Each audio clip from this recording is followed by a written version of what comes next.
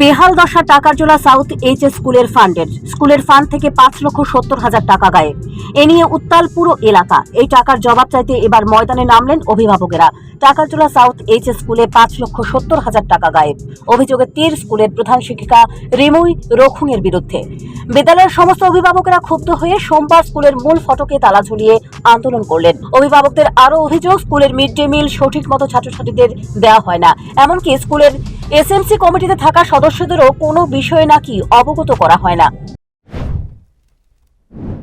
তালা দেওয়ার মেন উদ্দেশ্য হয়েছিল ওই এখানে হেডমিস্ট্রেস থেকে এখানে আমরা কমপ্লেন পাচ্ছি। আমরা এখানে স্টুডেন্টের গার্জেন হিসাবে আমরা ওই হেডমিস্ট্রেস থেকে আমরা অভিযোগ পাচ্ছি। অভিযোগ হচ্ছে এখানে স্কুল ডেভেলপমেন্টের যে টাকা এখানে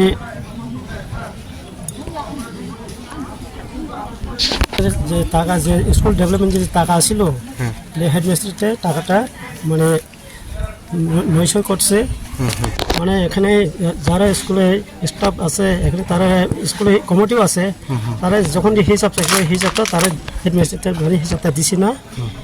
তারপরে স্কুলের যে স্টুডেন্টের যে ভর্তি টাকা 800 টাকা করে, বা স্কুলে যে পিকনিক যে যাওয়ানোর লাগে টাকা তারা টাকা যে দিছিল টাকা যে দিছিল ওই টাকাটা তারা এই যে হেডমিস্ট্রেস শক্তি দেওয়ার টাকা হেডমিস্ট্রেস মানে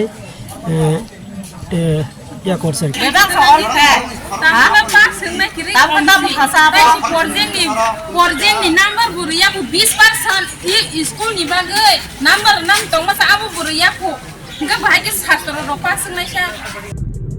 প্রতিনিয়ত স্কুলে যারা আছেন তারা স্কুলের ফান্ড কিছু কিছু করে গায়েব করে দিচ্ছেন। এর পেছনে নাকি রয়েছেন স্কুলের প্রধান শিক্ষিকা সহ শাসক দলের নামধারী কিছু শিক্ষকরা। সঠিক মতো স্কুল পরিচালনা করা হচ্ছে না। অভিভাবকদের অভিযোগ, শিক্ষা ব্যবস্থা লাশে তুলেছে এই স্কুলের প্রধান শিক্ষিকা। Bureau report, news prime Tripura.